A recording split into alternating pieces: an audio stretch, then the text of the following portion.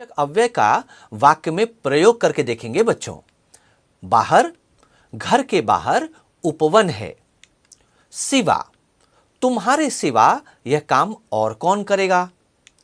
कारण, बेरोजगारी के कारण गरीबी बढ़ती है। पहले, भोजन के पहले हाथ मुंह धोना चाहिए।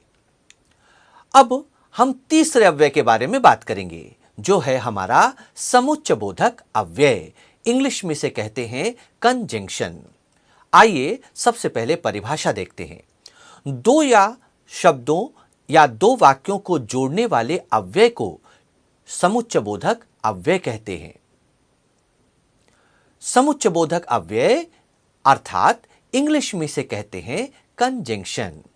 दो शब्दों या दो वाक्यों को जोड़ने वाले अव्यय शब्द को समुच्चयबोधक अव्यय कहते हैं। उदाहरण, तुम पढ़ाई करो अथवा खेलने जाओ, अथवा है समुच्चयबोधक अव्यय। टोकरी में फल और सब्जियां हैं, और है समुच्चयबोधक अव्यय।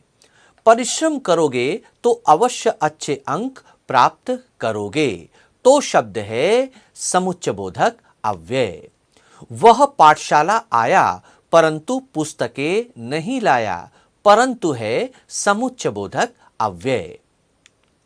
समुच्चयबोधक अव्यय कुछ उदाहरण: और, तथा, अथवा, एवं, या, अगर, मगर, यदि, तो, अगर, तो, किंतु, परंतु, लेकिन, बल्कि, कि। समुच्चयबोधक अव्यय का वाक्य में प्रयोग करेंगे बच्चों। क्योंकि, वह इमारत ढह गई क्योंकि उसकी नींव कच्ची थी। लेकिन, भगवान ने तुम्हें भी बुद्धि दी है लेकिन तुम इसका उपयोग नहीं करते। और, राम और लक्ष्मण वन गए। बल्कि, बच्चे केवल खेलते ही नहीं बल्कि पढ़ते भी हैं। नंबर 4 अव्यय विस्मयादिबोधक अव्यय। इंग्लिश में इसे कहते हैं इंटरजेक्शन।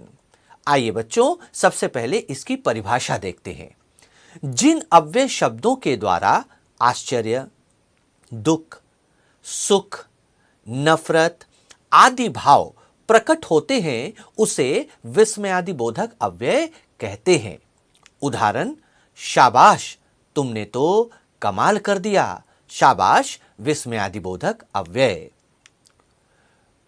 विशेष, यह अव्यय वाक्य के प्रारंभ में आता है तथा इस अव्यय के बाद कॉमा या एक्सक्लेमेशन मार्क चिन्ह लगा होता है।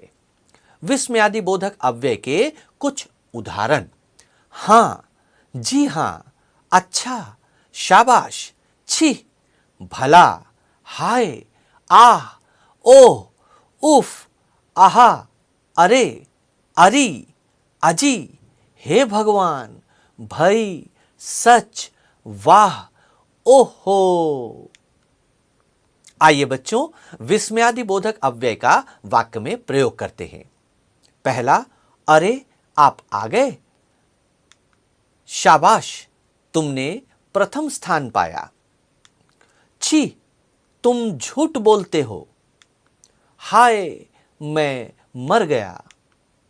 विस्मयादिबोधक अव्यय का वाक्य में प्रयोग: हे भगवान, हे भगवान मेरी प्रार्थना सुनो। हां, हां, मैं जरूर आऊंगी। आहा, आहा, कितना सुहावना मौसम है। उफ, उफ, मैं तो तुमसे तंग आ गई। धन्यवाद।